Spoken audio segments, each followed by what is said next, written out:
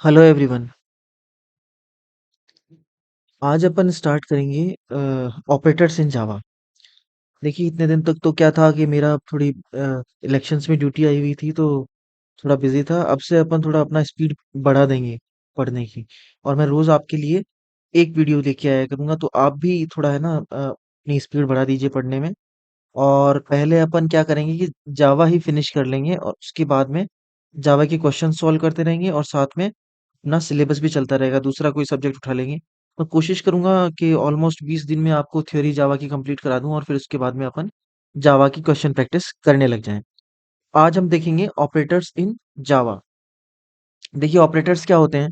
Operators वो होते हैं जो कि किन्हीं ऑपरेंड्स पे काम करते हैं। ठीक है, किन्हीं ऑपरेंड्स पे काम करते हैं। और ऑपरेंड क्या होते हैं?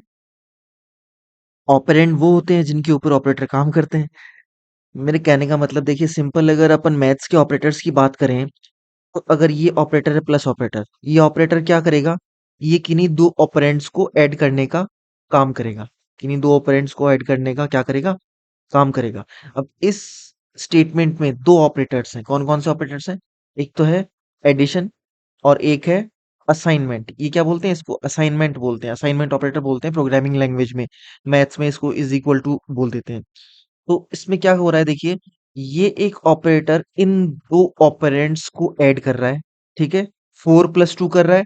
4+2 टू टू करके क्या कर रहा है? ये दे रहा है इज इक्वल टू 6।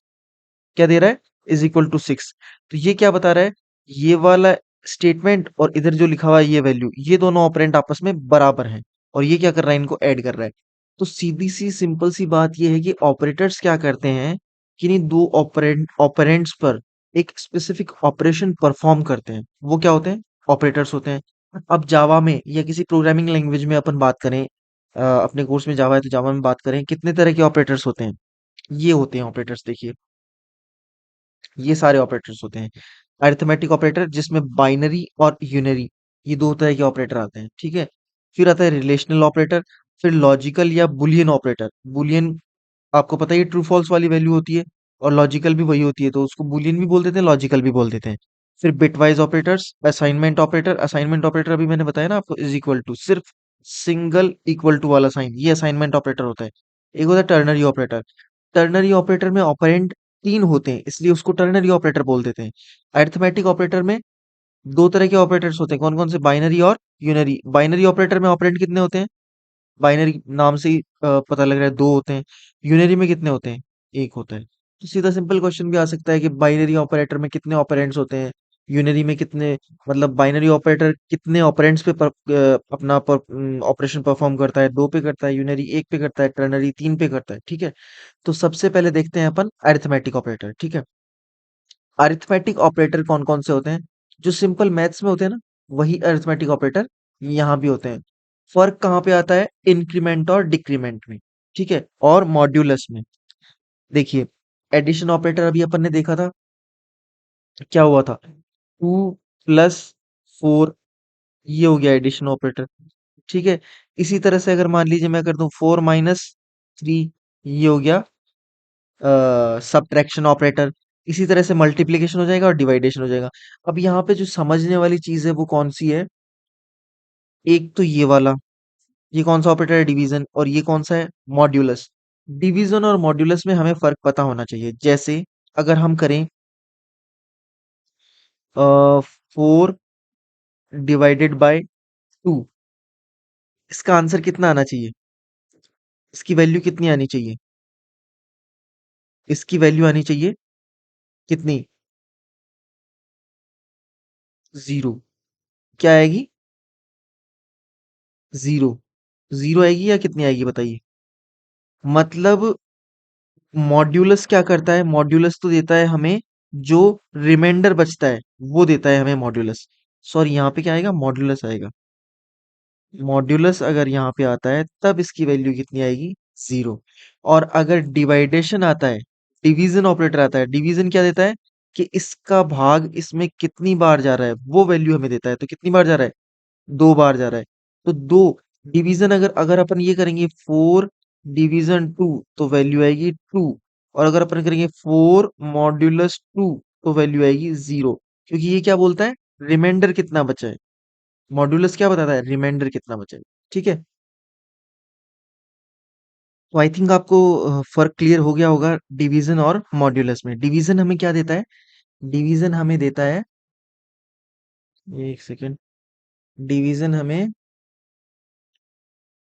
हाँ, डिवीजन हमें देता है कि कोई नंबर किसी नंबर से कितनी बार डिवाइड हो रहा है।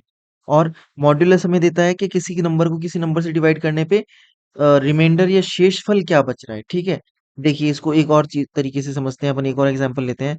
जैसे हमने कर दिया 11 डिवाइडेड बाय 5, तो कितना आंसर आना चाहिए इसका, इसका आंसर आएगा 2। ठीक है, और अगर हमने कर दिया 11 मॉड्यूलस 5, तो इसका आंसर कितना आएगा, 1। क्योंकि ये क्या बताता है, मॉड्यूलस क्या बताता है, शेषफल जो बचता है, और डिवीजन क्या बताता है कि इसका, इसमें जो है कितनी बार इसके अंदर इसका भाग गया। ठीक है, सिंपल अपन अगर अपन देखना चाहे तो। उसके बाद में आता है हमारे पास इंक्रीमेंट एंड डिक्रीमेंट ऑपरेटर। ये बहुत ही इंपॉर्टेंट ऑपरेटर्स हैं हमारे लिए, क्योंकि इनका प्रोग्रामिंग में क्वेश्चन आता है, आगे हम इनकी क्वेश्चंस भी देखेंगे। लेकिन अभी हम प्रोग्राम में भी मतलब इनका इम्प्लीमेंटेशन देखेंगे, लेकिन अभी अपन इनको समझ लेते हैं सीधा सीधा।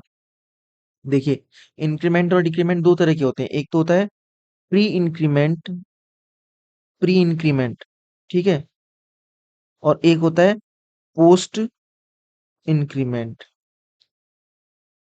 वैसे ही प्री डिक्रीमेंट और पोस्ट डिक्रीमेंट, तो इन दोनों में फर्क क्या होता है, ये देखिए अब, ये देखते हैं अपन क्या होता है।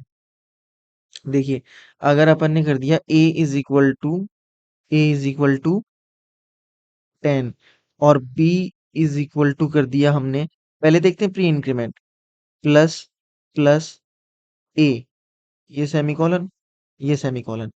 तो इसका मतलब क्या हुआ, a इज इक्वल टू 10 मतलब a में कोई वैल्यू है 10, ये है a। मेमोरी में स्पेस बन जाता है ना जब कोई हम वेरिएबल डिक्लेयर करते हैं तब, तो ये a है। a में वैल्यू कितनी है 10। अब अगर b में हम b is equal to B is assign to plus plus A कर रहे हैं, मतलब इंक्रीमेंट कर रहे हैं इसका। तो इसमें क्या होगा, इस वाले स्टेटमेंट का मतलब क्या है कि पहले इसका इंक्रीमेंट होगा और फिर ये वैल्यू असाइन होगी इस इधर वाले वेरिएबल के अंदर। ठीक है, तो पहले इसका इंक्रीमेंट होगा, पहले इसका इंक्रीमेंट होगा, इसका मतलब पहले यहाँ पे वैल्यू आ जाएगी 11, और उसके बाद में जो बी है, उसके बाद में जो बी का स्पेस बना हुआ है उसके अंदर वैल्यू आएगी 11। ठीक है, कहने का मतलब ये हुआ कि इसी लाइन में, इसी स्टेटमेंट में इसकी वैल्यू इंक्रीमेंट हो जाएगी, प्री इंक्रीमेंट में, इसी स्टेटमेंट में इसकी वैल्यू इंक्रीमेंट हो जाएगी प्री इंक्रीमेंट में। और अगर पोस्ट इंक्रीमेंट होता है तो क्या होगा, पोस्ट इंक्रीमेंट होता है यानी कि सेम चीज अगर अपन कर दें ऐसे ए प्लस प्लस, तो क्या होगा, वही ए है, ए में वैल्यू कितनी है, ए में वैल्यू कितनी है, कितनी थी वैल्यू पहले, 10, 10 थी ना, 10।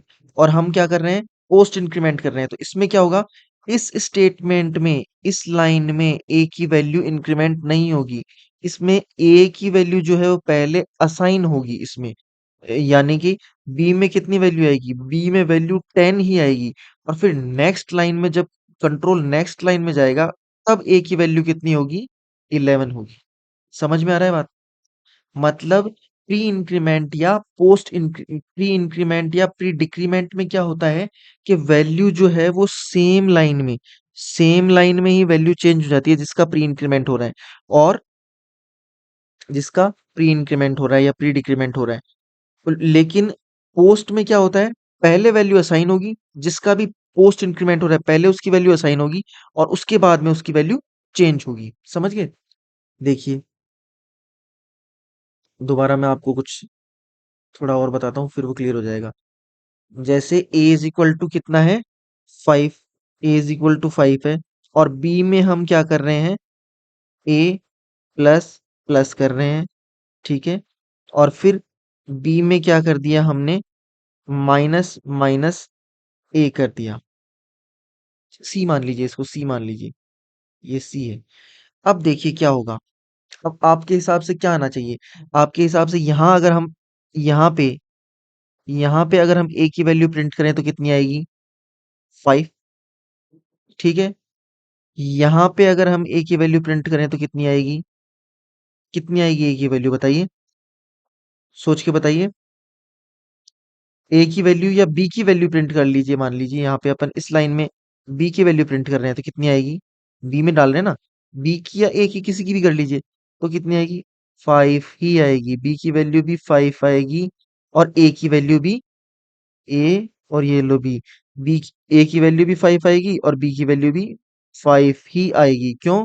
क्योंकि पहले असाइन होगा इस लाइन में, इसका इंक्रीमेंट नहीं होगा। अगली वाली लाइन में चला गया कंट्रोल, कंट्रोल चला गया अगली वाली लाइन में, अगली वाली लाइन में जाते ही इसकी एक वैल्यू प्लस हो गई। यहाँ पे अगर हम इसकी वैल्यू अगर हम प्रिंट करेंगे, किसकी वैल्यू प्रिंट करेंगे? ए की वैल्यू, तो कितनी आएगी बताइए? सोच के बताइए कितनी आएगी? यहाँ पे इसकी वैल्यू आएगी 5, यहाँ भी इसकी वैल्यू 5 आएगी। क्यों? क्योंकि ये इंक्रीमेंट था, इंक्रीमेंट होते ही इसकी वैल्यू कितनी होगी? की वैल्यू 6 हो गई, 6 हो गई। और 6 होने के बाद में वापस अपन ने प्री डिक्रीमेंट लगा दिया, तो 6 की वैल्यू पहले डिक्रीज होगी, एक से डिक्रीज होगी, 1 से डिक्रीज होगी, वो कितनी हो जाएगी? 5, और वो सी में जाएगी। और सी की वैल्यू भी अगर यहाँ पे अगर प्रिंट कराएंगे तो कितनी आएगी? 5 ही आएगी। आई थिंक अब आपको प्री इंक्रीमेंट और पोस्ट इंक्रीमेंट अच्छे से क्लियर हो गया है। सेम लाइन में पोस्ट इंक्रीमेंट या पोस्ट डिक्रीमेंट में वैल्यू चेंज नहीं होती है, जिसका पोस्ट डिक्रीमेंट और पोस्ट इंक्रीमेंट हो रहा होता है नेक्स्ट लाइन में होती है। और प्री में क्या होता है? उसी लाइन में उसकी वैल्यू चेंज हो जाती है। इसके ऊपर बहुत सारे क्वेश्चंस आते हैं। ठीक है। अब देख लीजिए आपका ये एक और आ गया operator, relational operator. Relational operator में कुछ नहीं है, वही सिंपल, वही वाले ऑपरेटर्स है मैथ्स वाले ही।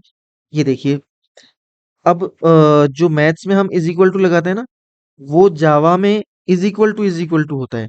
क्योंकि सिंपल इज इक्वल टू तो किस लिए काम आता है? वैल्यू असाइन कराने की, जैसे अभी करवा रहे थे ना अपन, A is equal to 5, A is assign to 5, तो 5 की वैल्यू, ए की वैल्यू 5 हो जाएगी, वो यहाँ से यहाँ इस ऑपरेटर के थ्रू असाइन होगी। लेकिन इज इक्वल टू क्या देता है? True false. ये सारे रिलेशनल ऑपरेटर्स हैं, ये सारे रिलेशनल ऑपरेटर्स क्या देते हैं? ट्रू फॉल्स वैल्यू देते हैं। क्या वैल्यू देते हैं? इनका यूज कहाँ होता है? इफ एल्स स्टेटमेंट्स में होता है, कंट्रोल स्टेटमेंट्स में होता है, लूप्स में होता है, उनमें सब में आगे आएगा अपने। तो ये जैसे A, sorry, A is equal to 5, A is assign to 5, और हमने कर दिया ए इज इक्वल टू 5, तो ये वैल्यू क्या आ जाएगी? ट्रू। और ए, इसका मतलब होता है not equal to, A is not equal to 5, तो वैल्यू क्या आ जाएगी? फॉल्स, क्योंकि ए तो 5 है। इस तरीके से ये सारे ऑपरेटर्स काम आते हैं। ये लेस देन होता है, आपको पता ही है। और ये, सॉरी, ये ग्रेटर देन होता है, और ये लेस देन होता है। ये ग्रेटर देन और इक्वल टू होता है, ये लेस देन इक्वल टू होता है। ठीक है। ये सब आपके समझ में आई थिंक आ गया होगा। ये फिर देख लीजिए थोड़ा, जैसे 10 is less than equal to, 10 is less than equal to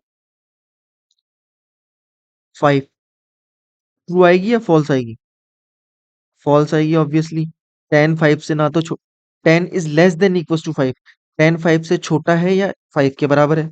नहीं है, इसलिए फॉल्स आएगी। 10 is less than equal to 15, value क्या आएगी? ट्रू आएगी, क्योंकि 15 से छोटा, इक्वल तो नहीं है लेकिन छोटा है। ठीक है।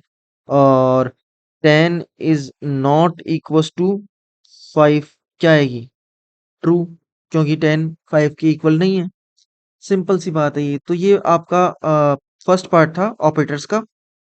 अगर आपको कुछ समझ में नहीं आता है तो आप मुझसे पूछ सकते हैं कमेंट सेक्शन में, और प्लीज शेयर कर दीजिए। बस ये आपसे रिक्वेस्ट रहती है, मैं मेहनत करके वीडियोस लाता हूँ, आपको आपके लिए कंटेंट, अच्छा कंटेंट लेके आ रहा हूँ, तो प्लीज आप शेयर करिए।